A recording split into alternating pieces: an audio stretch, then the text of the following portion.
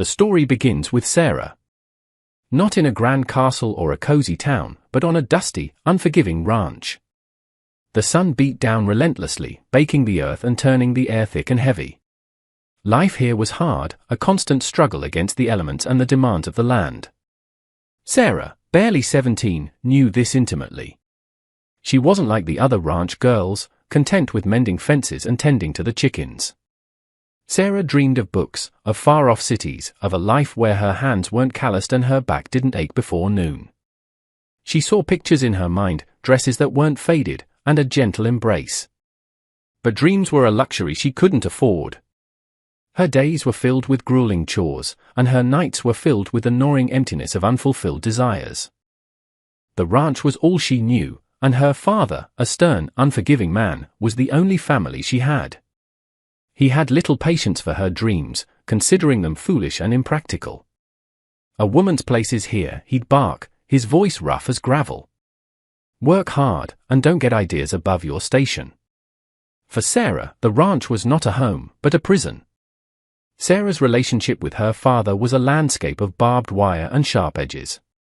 He wasn't a man for gentle words or kind gestures.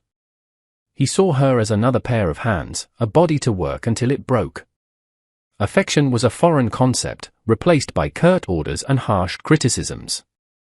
He pushed her harder than the ranch hands, always finding fault, always demanding more. "You're lazy," he'd sneer, even when she was bone-tired from sunrise to sunset. "You'll never amount to anything."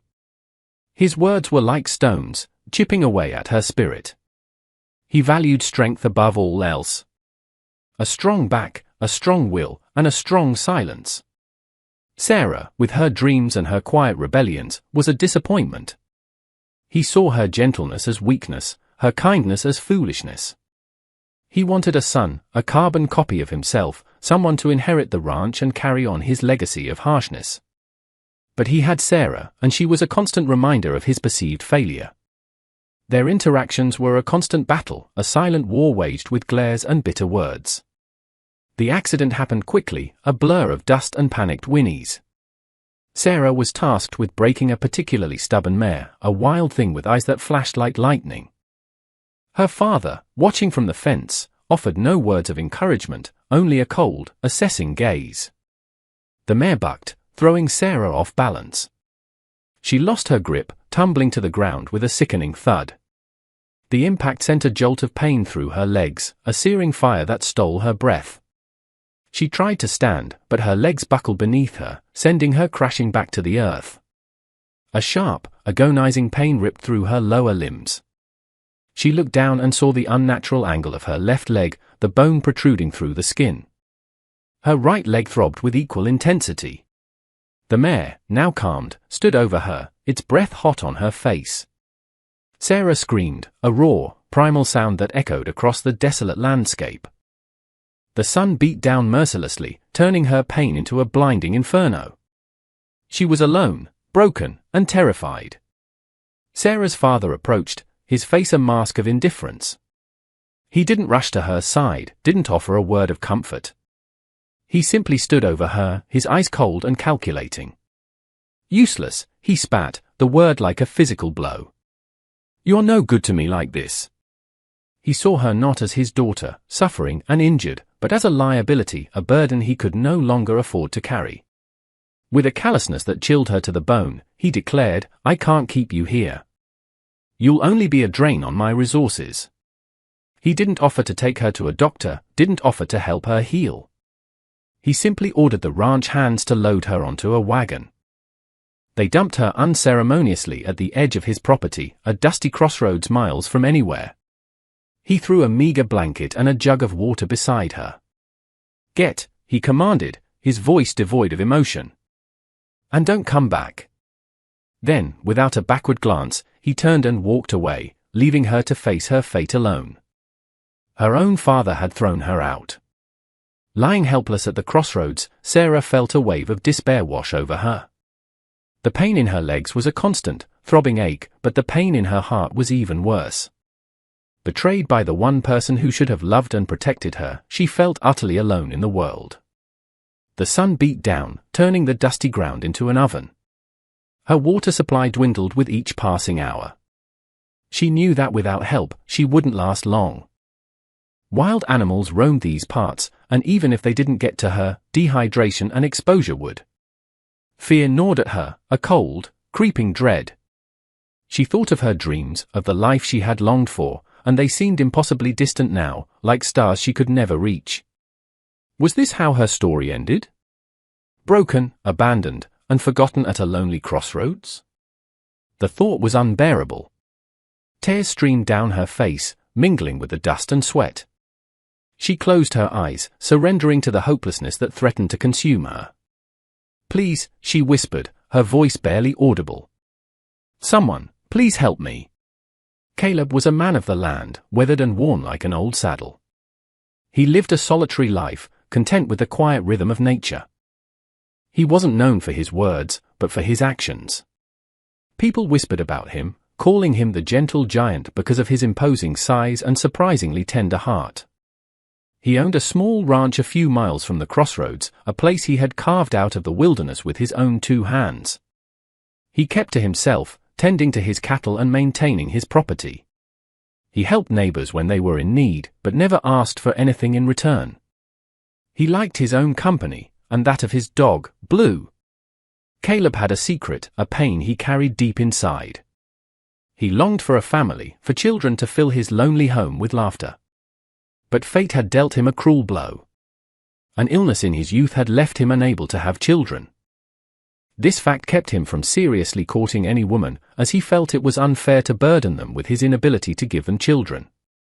He accepted his fate, but the longing never truly faded. He was a good man, isolated by circumstance and defined by a quiet strength. It was Blue who found her. Caleb was riding back from town, his thoughts drifting as he often did, when Blue started barking insistently, pulling at the reins. Caleb, trusting his dog's instincts, followed him off the main road. They found Sarah lying beside the crossroads marker, her face pale and streaked with tears. Her eyes were closed, and she looked alarmingly still. Blue nudged her gently with his nose, whimpering softly. Caleb dismounted quickly, his heart pounding in his chest. He knelt beside her, his large hand surprisingly gentle as he checked for a pulse. It was faint, but there. He saw the unnatural angle of her legs, the dried blood caked on her skin, and knew she was in desperate need of help. He carefully scooped her into his arms, wincing at the pain she must be enduring. She was light as a feather, fragile as a bird. He carried her to his horse, securing her as best he could, and started toward his ranch, his mind racing with concern. He didn't know who she was or what had happened to her, but he knew he couldn't leave her to die. He had to help her. Caleb's infertility was a shadow that stretched long across his life. When he was a boy, he'd contracted a fever that nearly killed him. He survived, but the illness had taken its toll, leaving him unable to father children. It was a secret he guarded closely, a source of deep shame and sorrow. He'd watched his friends marry and start families, their homes filled with the joyful chaos of children. He longed for that life, for the warmth and connection of a family of his own. But he knew it was a dream he could never realize. He tried to push the longing aside, to focus on the work that needed to be done. But the emptiness remained, a constant reminder of what he lacked. He convinced himself that he was content with his solitary existence, that he didn't need anyone. But deep down, he knew he was lying to himself. The arrival of Sarah, broken and vulnerable, stirred something within him, a flicker of hope he thought had long been extinguished. He didn't know what the future held, but he knew he couldn't turn his back on her. Caleb tended to Sarah with a quiet dedication. He cleaned her wounds with gentle hands, splinted her broken legs as best he could, and kept her fever down with cool cloths. He didn't know much about medicine, but he knew enough to keep her alive. He sat by her bedside day and night, watching over her, ensuring she had water and food, speaking softly to her even when she was unconscious.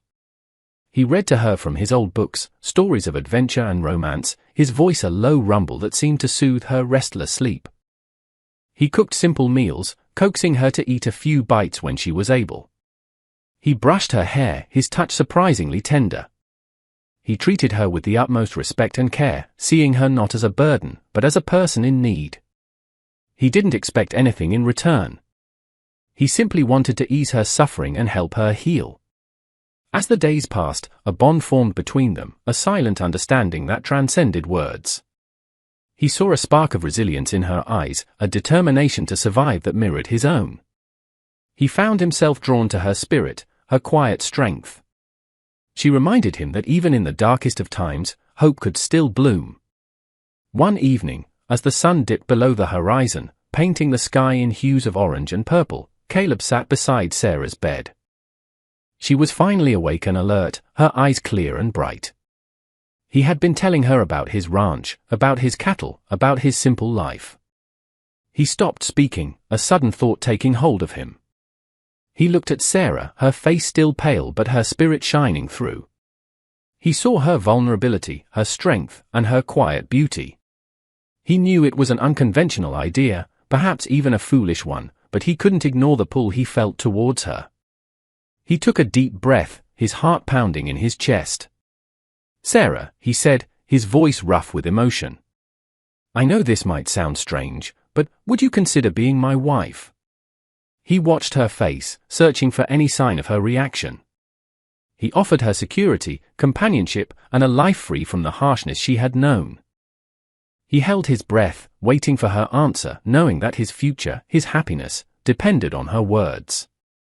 It was an offer born of compassion, loneliness, and a desperate hope for a connection he thought he'd never find. Sarah was stunned. Caleb's proposal hung in the air, unexpected and overwhelming. She looked at him, his kind eyes filled with sincerity, and felt a mix of emotion swirling within her. Gratitude, confusion, and a hesitant flicker of hope. Marriage? To Caleb? It was a far cry from the dreams she once held, the grand romances she had read about in her books. But those dreams seemed distant now, replaced by the stark reality of her situation. She was broken, abandoned, and alone. Caleb was offering her a lifeline, a chance at a secure future. But could she marry a man she barely knew? A man who, despite his kindness, was still a stranger? Was it fair to him? She was damaged goods, a burden. What could she possibly offer him in return? She needed time to think, to weigh her options.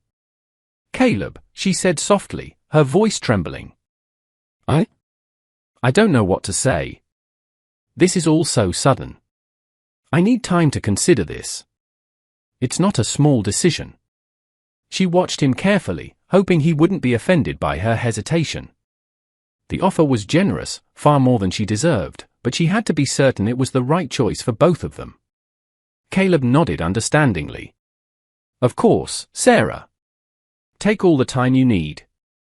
He paused, then added softly, "There's something I should tell you, something important that might influence your decision." He hesitated, his gaze dropping to his hands. I can't have children," he confessed, the words heavy with pain. "A sickness I had when I was younger, it left me unable." He looked up at her, his eyes filled with a mixture of sorrow and apprehension. "I understand if this changes things for you.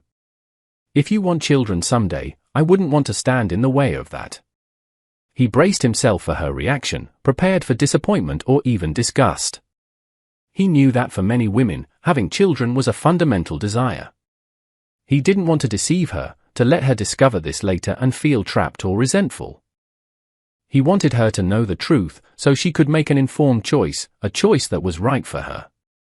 He felt vulnerable, exposed, but he knew he owed her honesty, regardless of the cost. This truth was a part of him, and he couldn't offer her anything less than the whole truth. Sarah looked at Caleb, her heart filled with compassion. She saw the pain in his eyes, the years of longing and disappointment etched on his face. She realized that his confession wasn't just a disclosure, it was an act of immense vulnerability, a sharing of his deepest sorrow. Children, she hadn't given it much thought. Her life had been so consumed by survival, by the demands of the ranch, that motherhood had seemed like a distant, unattainable dream. But now, looking at Caleb, she realized that family wasn't just about bloodlines or procreation. It was about love, companionship, and shared lives. Caleb, she said softly, reaching out to take his hand. Thank you for telling me. It doesn't change anything. She paused, searching for the right words. What I want, what I need, is someone who is kind, someone who is good, someone who will care for me. You have already shown me that you are all of those things. She squeezed his hand gently. I will marry you, Caleb. She found herself smiling, a genuine smile that reached her eyes. His offer was about more than children, it was about a future, a partnership, a chance at a life filled with love and mutual respect. Their wedding was a simple affair, a testament to their uncomplicated love. It wasn't held in a grand church or a fancy ballroom, but in the small living room of Caleb's ranch house. A few of Caleb's closest friends and neighbors gathered to witness their vows. Sarah wore a borrowed dress, a simple cotton gown that had belonged to Caleb's mother. It was a bit too big, but she didn't mind. It felt like a connection to the past, a symbol of the new life she was beginning. Caleb wore his best suit, a slightly worn but well-cared-for garment that he usually reserved for special occasions. The ceremony was short and sweet, officiated by a traveling preacher who happened to be passing through. They exchanged simple vows, promises of love, loyalty, and support. As they spoke, their voices trembled with emotion. When the preacher pronounced them husband and wife, Caleb gently lifted Sarah's veil and kissed her, a tender kiss that sealed their commitment. There was no elaborate reception, just a small gathering with simple food and heartfelt toasts. But for Sarah and Caleb, it was perfect. They were surrounded by love and acceptance, starting their new life together with hope and gratitude. They were finally home. Life on Caleb's ranch settled into a comfortable rhythm. Sarah, her legs slowly healing, learned to navigate her new world. She helped Caleb with the chores, tending to the chickens, milking the cows, and planting vegetables in the garden. She discovered a love for the land, a connection to the earth that she had never felt before. Caleb was patient and supportive, always encouraging her to do what she could, never pushing her too hard. He taught her how to ride a horse again, carefully guiding her as she regained her confidence. He showed her the beauty of the sunsets, the majesty of the stars, and the simple joy of a shared meal. Their evenings were spent reading by the fire, sharing stories, and simply enjoying each other's company. They talked about their pasts, their dreams, and their hopes for the future. Sarah learned about Caleb's childhood, about the illness that had changed his life, about the longing for a family that he had carried for so long. Caleb learned about Sarah's harsh upbringing, about her father's cruelty, and about her dreams of a different life. They built a life based on mutual respect, understanding, and unwavering love. They found solace in each other's arms, a safe haven from the storms of the world. They were content, happy, and finally, truly home. The knock on the door was unexpected, a jarring intrusion into their peaceful existence. Caleb answered it, his face hardening as he recognized the man standing on the porch. It was Sarah's father. He stood there, his eyes narrowed, his face etched with disapproval. He hadn't come to apologize, hadn't come to offer forgiveness. He had come to exploit. I heard you got married, he sneered, his gaze sweeping over Caleb. To this cripple. He had learned of Sarah's marriage and assumed she had manipulated the kind cowboy for her own benefit. He needed her back on his ranch, now more than ever, because he had lost many of his ranch hands.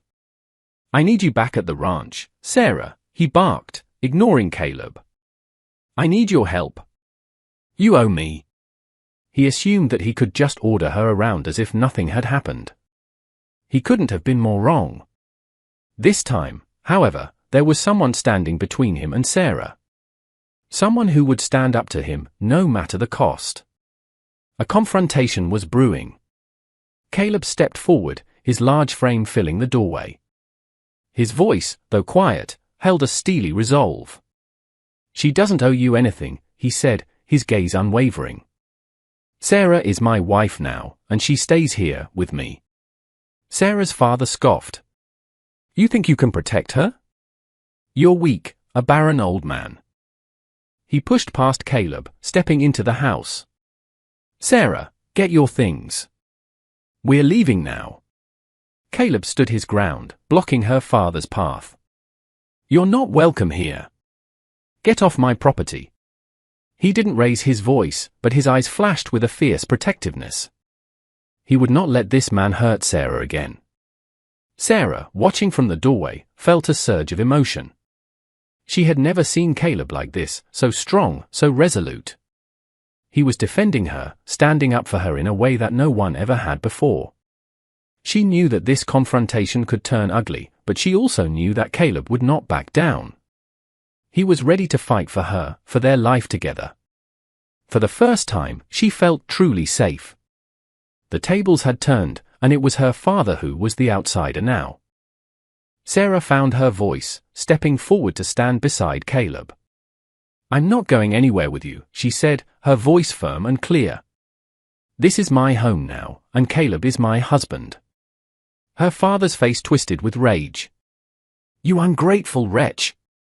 I took you in, raised you. And this is how you repay me." "You didn't take me in, you used me," Sarah retorted, her eyes blazing with anger. "You treated me like a slave, not a daughter. I don't owe you anything." Caleb gently placed his hand on her shoulder, offering her silent support. He saw the anger and pain in her eyes, the years of pent-up resentment finally spilling over. He knew this was her battle to fight, and he would stand by her, no matter what. Sarah's father, realizing he had lost, spat on the floor. "You'll regret this," he snarled. "You'll both regret this." He turned and stormed out of the house, slamming the door behind him. The silence that followed was heavy, filled with the weight of unspoken words and unresolved pain. But it was also filled with a newfound sense of freedom, a sense that Sarah had finally broken free from her past. She was finally healing. Time passed, and Sarah continued to heal. Her legs grew stronger with each passing day, and her heart mended with each act of kindness from Caleb. She blossomed under his gentle care, her spirit growing stronger and more confident. She learned to read and write, devouring books with a hunger she had never been allowed to satisfy before. She started painting, capturing the beauty of the ranch on canvas, expressing the emotions she had kept hidden for so long. She discovered talents she never knew she possessed, passions that ignited her soul. Caleb watched her, his heart swelling with pride. He saw her transforming into the woman she was always meant to be, a woman of strength, intelligence, and unwavering spirit. He knew that he had been given a gift, a second chance at happiness, and he was determined to cherish it. They found joy in the simple things, in the shared laughter, the quiet moments of connection, and the unwavering support they offered each other. They had built a life together, a life filled with love, respect, and a deep sense of belonging. Sarah was healed, not just physically, but emotionally, spiritually. She was finally whole.